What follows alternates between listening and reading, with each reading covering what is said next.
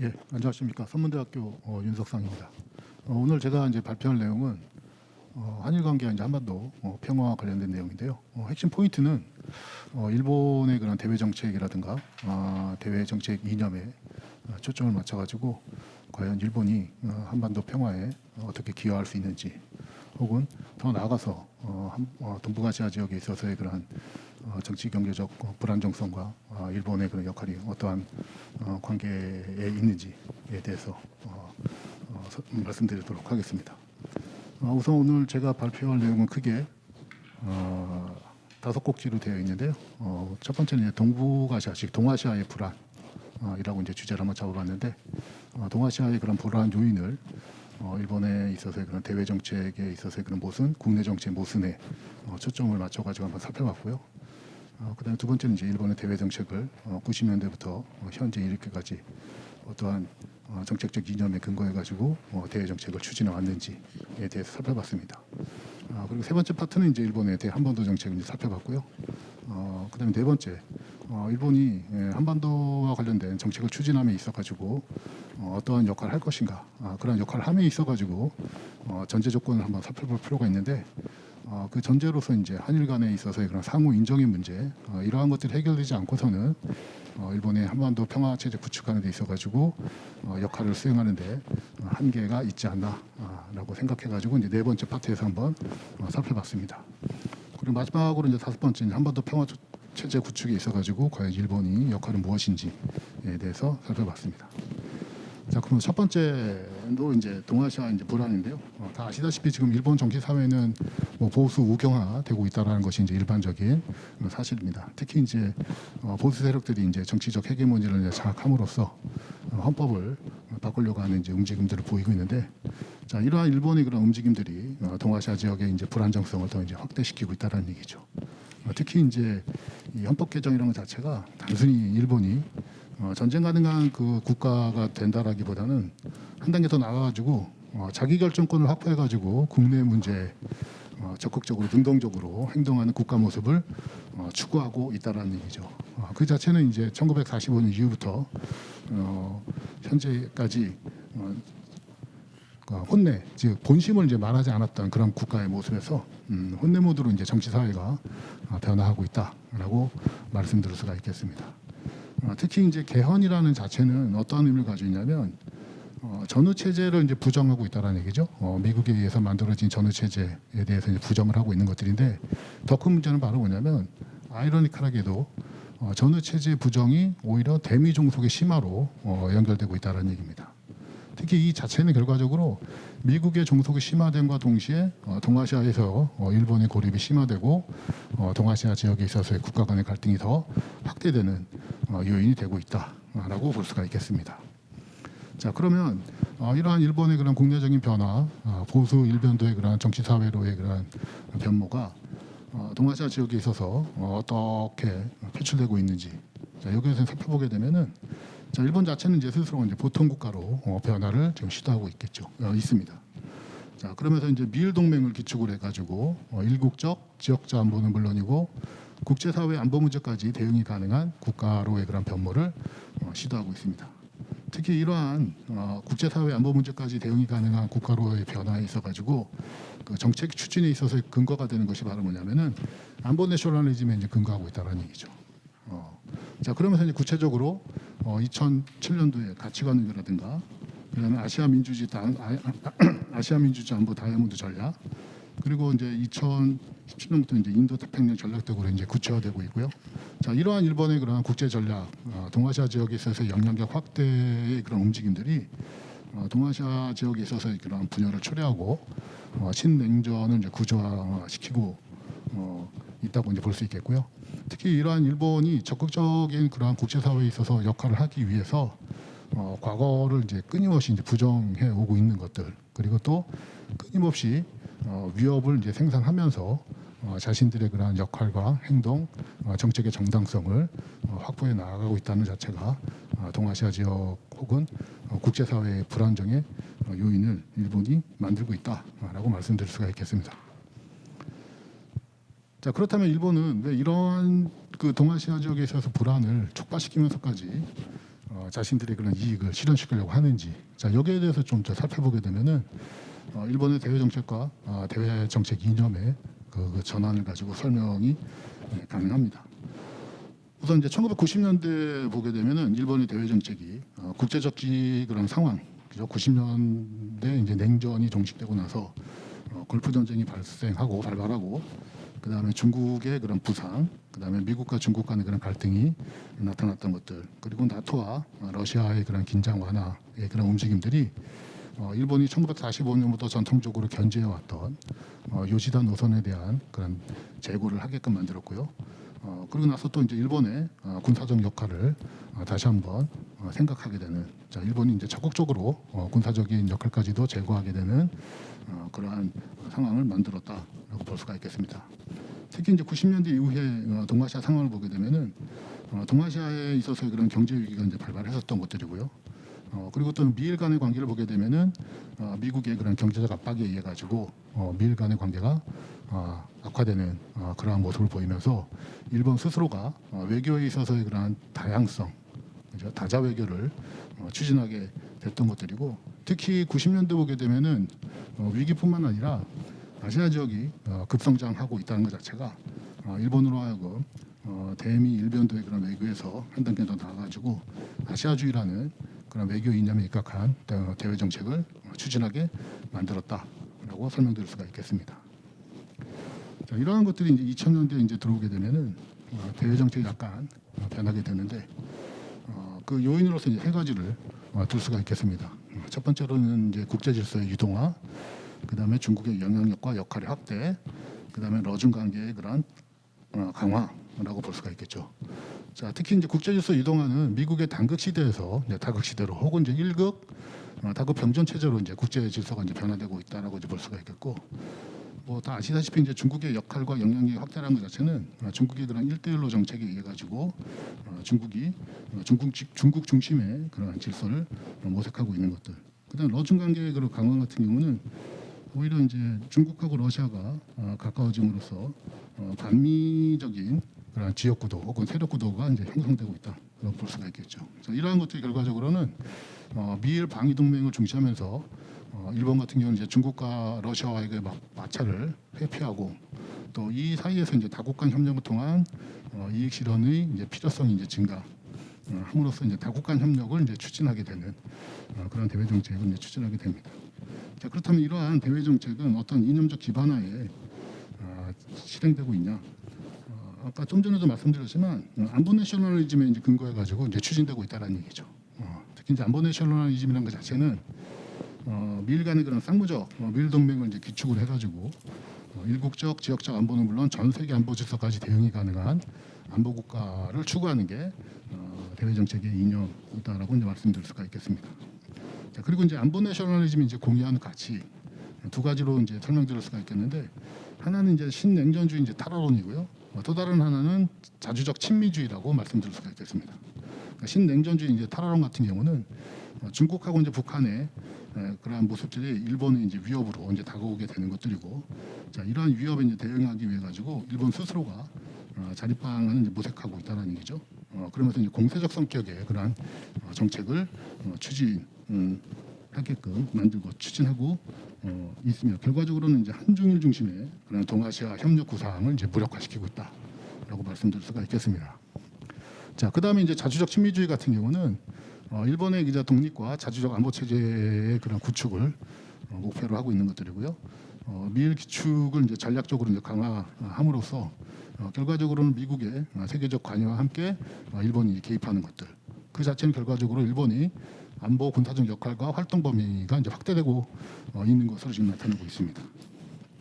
자, 그러면서 이제 미국의 군사비 증강이라든가 군사적 역할 요구 확대에 일본이 이제 적극적으로 반응하고 있다라는 얘기죠. 자, 결과적으로는 2000년대 이후에 있어서 일본의 이러한 대외 정책 이념은 동아시아 지역에 있어서 그런 분열을 초래하고 있고 동아시아 지역의 그런 생냉전을 구조화시키고 있다라고 말씀드릴 수가 있겠습니다. 자, 그렇다면 이제 일본의 한반도 정책은 어떠한가? 우리가 이제 90년대부터 이제 2000년대 이후까지 일본의 그런 대외 정책과 그다음에 대외 정책 이념을 살펴봤는데요. 그렇다면 일본의 대한반도 정책 같은 경우는 어떻게 이제 전개되어 왔는지에 대해서 이제 살펴보도록 하겠습니다. 우선 이제 90년대 냉전 이후에 일본의 한반도 정책의 핵심은 어디였냐? 북한에 이제 초점이 맞춰져 있다라고 말씀드릴 수가 있겠습니다. 특히 이제 90년대 이제 가이후 내각, 그다음 미야자와 내각, 그다음에 무라야마 내각으로 이어지는 그런 소위 지금하고 이제 비교해 봤을 때 온건파 내각이라고 이제 말씀드릴 수가 있겠는데 이들 내각 같은 경우는 이제 아시아 국가들과의 그 협조, 즉 아시아주의에 근거해 가지고 북한과의 또 관계 개선을 이제 추진했다는 얘기죠. 근데 이게 이제 2000년대 이후로 들어오게 되면은 일본의 그 한반도 정책이 안전 보장의 관점에서 이제 대북 정책을 이제 추진하게 됩니다. 그 얘기는 결과적으로 온건파 내각이 이제 사라지고 강경파 주도의 이제 정치 구조가 형성됨으로써 이제 나타난 결과인데 북한을 이제 일본의 안전 보장에 대한 위협으로 이제 전제하기 시작했던 것들이고요. 그다음에 일본이 남치 문제 해결 방법으로 대화보다는 이제 제재를 우선시했던 것들이고 핵과 북한 미사일 문제에 대해서 군사력 강화로 이제 대응하려고 하는 모습을 보여왔던 것입니다. 특히 이러한 모습들이 결과적으로는 한반도 평화체제 구축에 있어가지고 오히려 일본이 강경한 정책을 제시하고 강경책을 이제 추진할 수밖에 없는 요인이 됐다라고 볼 수 있겠고요. 그 다음에 이제 2010년 이후 현재까지 일본의 그런 한반도 정책을 보게 되면은 다시 이제 핵 중심이 북한에서 이제 한국으로 전환되는 옮겨오는 그러한 모습을 보입니다. 그 자체는 결과적으로 뭐냐면은 한일 간의 관계가 수식적 관계에서 이제 수평적 관계로 변형됨으로써 이제 나타나는 것들인데요. 특히 이제 이 수직적 관계에서 수평적 관계로 변형해서 우리가 주목될 것은 바로 뭐냐면 냉전 시기에 있어서 그런 반공연대가 해체되고 그 과정에서 이제 한일 관계를 규정했던 다양한 문제들, 과거사 문제라든가 역사 문제 이러한 것들이 이제 분출되기 시작함으로써 오히려 한국하고 일본의 그런 관계가 악화되고 오히려 한반도 문제에 있어가지고 일본의 역할에 대해서 이제 한국 측에서 이제 거부 반발하는 그런 모습까지 이제 나타나고 있다는 얘기죠. 그 얘기는 결과적으로 한국 사회의 변화, 그다음에 일본 사회의 변화 측면에서 우리가 설명할 수 있겠고요. 그 자체는 결과적으로 한국 사회에 있어서 민주화, 그다음에 일본 사회에 있어서 보수화라는 그런 정치 사회의 그런 변화가 결과적으로는 한일 관계, 한일과 한국하고 일본하고의 관계를 표류하게끔 만들고 있다라고 말씀드릴 수가 있겠습니다. 자, 이러한 그 한일 간의 관계의 그런 변화 자체는 결과적으로 일본이 이제 독자적으로 국가안보 전략을 추진하는 과정에서 어느 정도 예측 가능한 것이었다라고 볼 수가 있겠죠. 따라서 이제 현재 일본이 추진하고 있는 뭐 인도 태평양 전략, 자, 이러한 것들을 보게 되면은 일본이 이제 미국, 인도, 호주 이 네 개국을 중심으로 해가지고 협력을 가속화하고 그다음에 자국 중심의 그런 폐쇄성과 이제 배타성을 적극적으로 이제 실현하려고 하는 그런 모습들을 보이고 있는데, 자, 이러한 것들이 결과적으로 한국을 이제 어떻게 대우하냐, 한국을 연대와 협력을 강화해야 할 그 국가가 아니라 향후 일본의 국가 전략이 충실히 진행된 후에 관계 개선을 모색할 수 있는 국가로 상정하고 있다라고 볼 수가 있겠습니다. 자, 그래서 현재 이제 교착 상태에 빠진 한일 관계에서 이제 주지해야 할 것은 바로 뭐냐면은 일본이 미국의 그런 대북 정책에 편승해 가지고 한국과 북한 사이에서 이중 외교를 구사할 수 있다라는 점이죠. 즉 한반도 문제 같은 경우는 민족 내부 문제인가 동시에 주변국들의 관여를 특징으로 하는 이제 문제라는 점에서 우리가 이제 관심 있게 봐야 되는 것들인데, 이제 한국이 이제 주도적인 역할을 한다라고 하더라도 미국과 중국, 그다음 일본의 이해가 반영될 수밖에 없습니다. 따라서 이제 일본 같은 경우 미일 동맹의 틀에서 한반도 정책을 추진할 것이라는 점에서 한반도에 영향력을 행사할 것이다라는 것은 이제 자명한 것이죠. 근데 문제는 바로 뭐냐면은 일본이 한반도 문제에 있어가지고 영향력을 행사하기 위해서 필요한 전제 조건이 바로 뭐냐? 상호 인정의 문제를 해결을 해야 한다는 얘기죠. 그 얘기는 바로 뭐냐면은 한일 간의 관계가 지속적으로 이제 갈등을 이제 특징으로 한다는 얘기는 협력을 이제 저해하게 되는 것들이고, 오히려 한반도 평화체제 구축, 남과 북이 평화롭게 어떤 관계 개선하는 데 있어가지고 오히려 일본의 그런 움직임이 방해 요인으로서 이제 작용할 수 있다는 얘기입니다. 자, 그렇다면 왜 그러면 상호 인정 문제가 이제 중요하냐? 좀 전에도 말씀드렸지만 하늘 간의 갈등이 그 위상의 역전에 의해 가지고 나타나고 있다는 얘기죠. 특히 이제 현재 그런 갈등이 어떤 역사 문제라든가 그다음에 강제징용용 문제 뭐 이러한 역사적인 사실을 뛰어넘어 가지고 뭐 경제적인 문제, 다양한 뭐 문화적인 문제까지 이슈 뭐 어떤 영역을 뛰어넘어 가지고 지금 나타나고 있다는 얘기입니다. 자, 이 얘기는 결과적으로 한일 간의 갈등이 문제를 이제 더 심화시키고 한일 간의 갈등을 해결하기가 상당히 어려운 국면까지 빠져들고 있다라고 말씀드릴 수가 있겠죠. 특히 이제 한일 간에 있어가지고 이제 경제 격차가 이제 축소되고 있는 것들인데 이 자체는 이제 일본 정치 사업에 있어가지고 용인할 수 없는, 인정할 수 없는 그런 사실이다라고도 말씀드릴 수가 있겠습니다. 특히 이제 이 일본 그 내각부라든가 그 조사 기관들이 발표하는 그런 내용들을 보게 되면 오히려 이제 한국에 대해서 이제 반한 감정이 높은 세대가 젊은층과 오히려 65세 이상의 그런 고령층에서 나타나고 있는 것들인데 특히 고령층 같은 경우는 과거의 경험에 비춰봤을 때 결코 용인될 수 없는 그런 현상들이 이제 나타나고 있다는 얘기죠. 수시적 관계에서 수평적 관계로 그런 변화 이러한 것들이 오히려 한일 간의 갈등에 있어가지고 문제 해결을 더 어렵게 하는 것들이고 특히 이제 젊은이들 같은 경우는 경험해보지 못한 이러한 사실, 그죠? 거기에 대해서 지속적으로 잘못된 것들을 일하고 이제 주지시키는 그런 모습들이 오히려 반발을 야기하는 것들이고 이러한 것들 결과적으로는 한일 간의 관계를 더 악화시키는 서로 상호 인정을 할 수 없는 그런 상황으로까지 내몰고 있다라고 말씀드릴 수가 있겠습니다. 그 자체는 결과적으로 이제 한국에 대한 이제 반항 감정의 이제 격화로 나타나고 있다라고 말씀드릴 수가 있겠고요. 그래서 이제 한반도 평화 체제 구축을 위한 전제로서 일본의 역할 어떤 식으로 나가야 되냐. 우선 이제 한일 간 갈등 구조의 전환이 우선돼야 된다라고 말씀드릴 수가 있겠습니다. 왜냐하면은 상대방을 인정하지 않는다는 것, 그 자체는 이제 상대에 대한 부정적인 집단 이미지를 이제 형성시키게 되는 것이고요. 그렇기 때문에 상대방의 요구와 행동에 대한 대응이 이성적이라기보다는 집단적 분노의 형태로 표출됨으로써 자기중심적인 문제 해결에 매몰되기 때문입니다. 이 자체는 결과적으로 갈등을 해결한다기보다는 갈등을 더 심화시키는 결과를 초래할 수 있다는 얘기죠. 자, 이러한 그 일본의 그러한 한일 간의 갈등, 한반도에서 일본의 역할을 하기 위해서는 상호 인정의 문제를 우선 해결해야 되는 것들이고요. 그런 것들이 이제 실현된 다음에 급변하는 한반도 정치 상황에서 일본의 그러한 역할을 모색해 봐야 되지 않나라고 생각을 합니다. 자, 그렇다면은 과연 한반도 문제에 있어가지고 일본의 역할이 무엇인가? 특히 이제 한반도 평화 체제 구축과 관련해 가지고 첫 단계 북한의 비핵화에 이제 초점이 맞춰져 있다는 얘기죠. 그래서 이제 북한의 비핵화에서 이슈가 되는 것은 비핵화의 뭐 비용 분담이라고 말씀드릴 수가 있겠고요. 이러한 관점에서 이제 일본의 역할을 논할 수 있는 부분이다라고 생각이 됩니다.